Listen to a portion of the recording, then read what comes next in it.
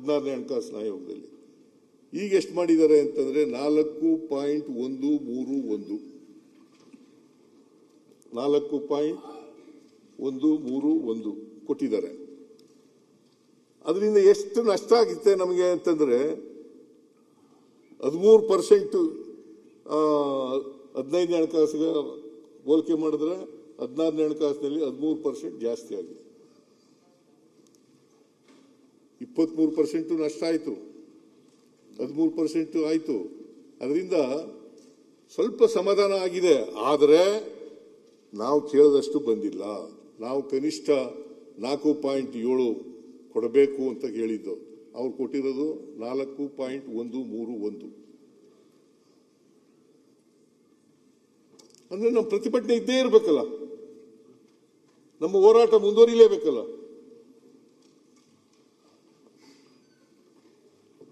ಅದಕ್ಕೋಸ್ಕರ ನಮ್ಮ ಹೋರಾಟ ಮಾಡ್ತೀವೋ ಹೊರತು, ನ್ಯಾಯಯುತವಾಗಿ ಮಾಡ್ತಾ ಇದ್ದೀವೋ ಹೊರತು ಸುಮ್ಮನೆ ಮಾಡೋದಿಲ್ಲ. ಏನ್ರಿ ಮುನಿಯಪ್ಪನವರು, ನೀವು ಕೇಂದ್ರದಲ್ಲಿ ಮಂತ್ರಿ ಆಗಿದ್ದವರು,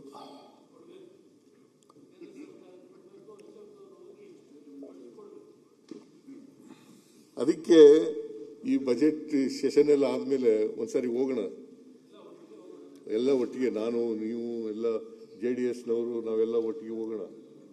ಹೋಗಿ ನಿಮ್ಮ ನಾಯಕತ್ವದಲ್ಲಿ ಹೋಗೋಣ.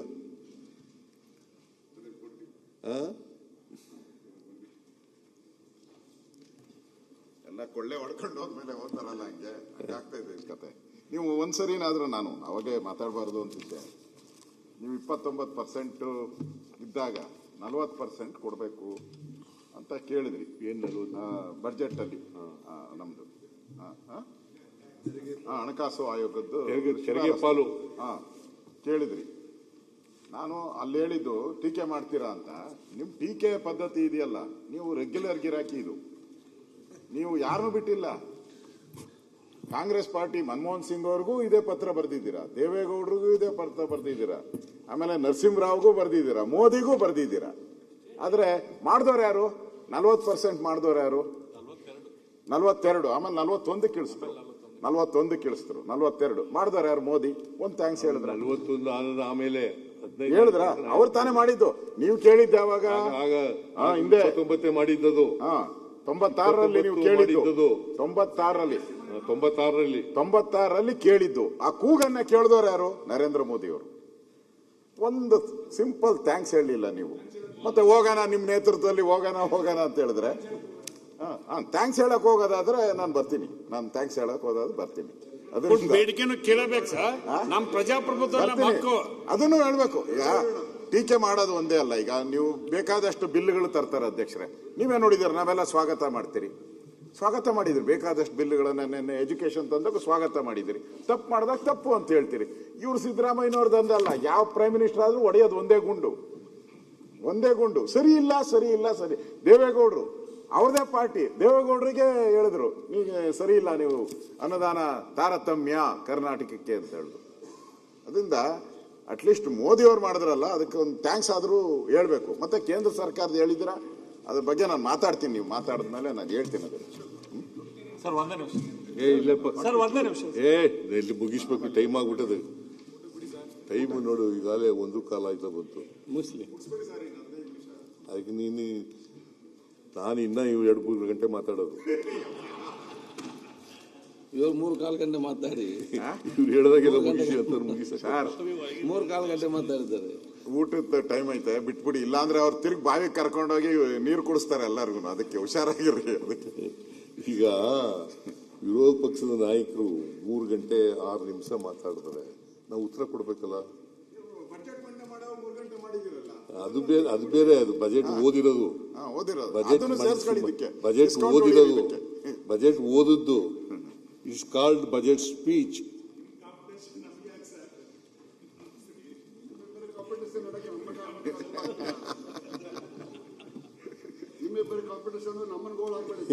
ಇವರು ಜಾಸ್ತಿ ಮಾತಾಡಿದ್ರೆ ನಾನು 2 ಗಂಟೆ ಇನ್ನ 2-3 ಗಂಟೆ ಮಾಡ್ತಾ ಇರ್ತೀನಿ. ಇನ್ನು ಕಡಿಮೆ ಮಾತಾಡಿದ್ರೆ ಜಲ್ದಿ ಮುಗಿಸ್ತೀನಿ. ಈಗ 1:15 ಅಲ್ವಾ? 1:25.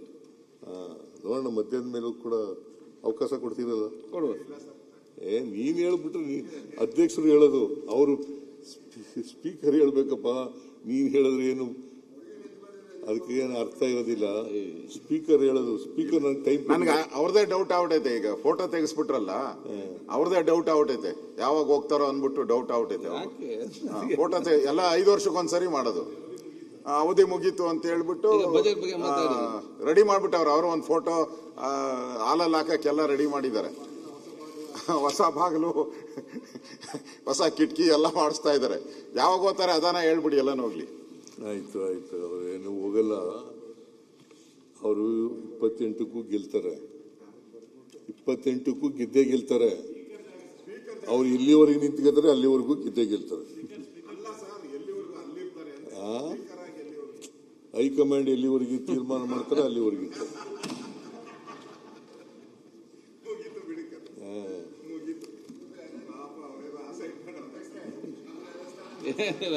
ನೀನ್ ನೋಡಪ್ಪ, ನೀನ್ ಏನೇ ಕಿತಾಪತಿ ಮಾಡಿದ್ರು ಕೂಡ, ಮಾನ್ಯ ಅಶೋಕ್ ಅವರೇ, ಕಿತಾಪತಿ ಮಾಡಿದ್ರು ಕೂಡ, ಅಥವಾ ನೀವು ಏನೇ ಅವ್ರಿಗೆ ಜಾಕ್ ಹಾಕಿ ಎತ್ತಿದ್ರು ಕೂಡ ಅವ್ರು ಏನಿಗೆ ಹೇಳೋದಿಲ್ಲ.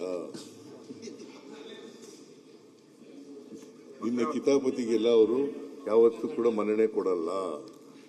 ಅಲ್ಲ, ಅವ್ರ ಕನಸುಗಳು ಏನಿಲ್ಲ, ಕನಸುಗಳು ಇದ್ದೇ ಇರ್ತವೆ. ನಿನಗೂ ಕನಸುಗಳು ಇದ್ದಾವಲ್ಲ, ಮುಖ್ಯಮಂತ್ರಿ ಆಗ್ಬೇಕು ಅಂತ ಕನಸಿಲ್ಲ ನಿನ್ಗೆ? ಇದೇ ಇಲ್ವೋ?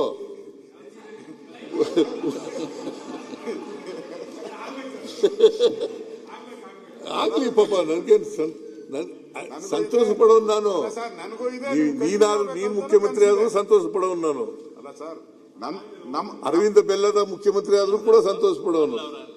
ಇವನು ಅಶೋಕ್ ಮುಖ್ಯಮಂತ್ರಿ ನಡೆಯಲ್ಲಿ ವಿಜೇಂದ್ರ ಕಾಯ್ಕ ಕೂತಿದ್ದಾರೆ. ವಿಜೇಂದ್ರ ಯಾರಿಗೂ ಬಿಡಲ್ಲ. ಸರಿ, ಡಿ ಕೆ ಶಿವಕುಮಾರ್ ಆದ್ರೂ ಮುಖ್ಯಮಂತ್ರಿ ಆದ್ರೂ ಖುಷಿ ಪಡ್ತೀನಿ ಅಂತ ಹೇಳಿಲ್ಲ ಒಂದ್ಸರಿ. ನೀವು ಬರೀ ನಮ್ದು ಮಾತ್ರ ಹೇಳ್ತಿದ್ದೀರಲ್ಲ. ನೋಡಪ್ಪ, ಹೈಕಮಾಂಡ್ ಎಲ್ಲಿವರೆಗೆ ತೀರ್ಮಾನ ಮಾಡ್ತದೆ, ಹೈಕಮಾಂಡ್ ತೀರ್ಮಾನ ಮಾಡೋದು ಅಲ್ಲಿವರೆಗೂ ನಾನೇ ಮುಖ್ಯಮಂತ್ರಿ. ಈಗ ಈಗ ನೀರ್ ಕುಡ್ಸೋದು ಕಲ್ತ್ಬಿಟ್ಟಿದ್ದಾರೆ, ತಂದೆಯವ್ರು ಕಲ್ಸ್ಬಿಟ್ಟಿದ್ದಾರೆ ಸರ್. ನೀರ್ ಕುಡ್ಸಿ ನಮ್ಮನ್ನು ಈಗ ಡಿ ಕೆ ಶಿವಕುಮಾರ್ಗೂ ಒಂದ್ ಗತಿ ಆತತೆ ಅನ್ಸುತ್ತೆ. ಅಲ್ಲ, ಅಶೋಕ್ ಮುಖ್ಯಮಂತ್ರಿ ಆದ್ರೂ ಖುಷಿ, ನಾನು ಮುಖ್ಯಮಂತ್ರಿ ಆದ್ರೂ ಖುಷಿ, ಅರವಿಂದ್ ಬೆಲ್ಲದ ಆದ್ರೂ ಖುಷಿ, ಶಿವಕುಮಾರ್ ಆದ್ರೂ ಖುಷಿ ಅಂತ ಹೇಳಿಲ್ಲ ಒಂದ್ಸರಿ. ಯಾರಾದ್ರೂ ನಮ್ಮಲ್ಲಿ ಯಾರಾದ್ರೂ ಮುಖ್ಯಮಂತ್ರಿ ಆದ್ರೂ ಕೇಳಪ್ಪ, ನಮ್ಮಲ್ಲಿ 224 ಜನ MLA-ಗಳಿದ್ದಾರೆ. ಆ 224 ಕೂಡ 224 ಜನನು ಎಲಿಜಿಬಲ್. ಅವರಲ್ಲಿ ಯಾರು ಮುಖ್ಯಮಂತ್ರಿ ಆದ್ರೂ ಕೂಡ ಖುಷಿನೇ. ಯಾಕೆ ಇವರ MB ಪಾಟೀಲ್ ಆಗ್ಬಾರ್ದ, ಮುನಿಯಪ್ಪ ಆಗ್ಬಾರ್ದ, ಶಿವಾನಂದ ಆಗ್ಬಾರ್ದ, ಕೋನ್ ರೆಡ್ಡಿ ಆಗ್ಬಾರ್ದ, ದಿನೇಶ್ ಗುಂಡೂರಾವ್ ಆಗ್ಬಾರ್ದ, ಖಂಡ್ರೆ ಅವರಾಗಬಾರ್ದ? ಎಲ್ಲರೂ ಯೋಗ್ಯತೆ ಇದೆ, ಅವಕಾಶಗಳು ಸಿಕ್ಕಲ್ಲ ಅಷ್ಟೇ.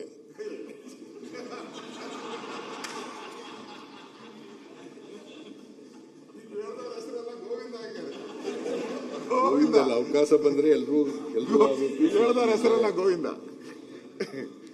ಎಲ್ರಿಗೂ ಅವಕಾಶ ಶಕ್ತಿ ಇದೆ. ಅದರಿಂದ ಮಾನ್ಯ ಅಧ್ಯಕ್ಷರೇ,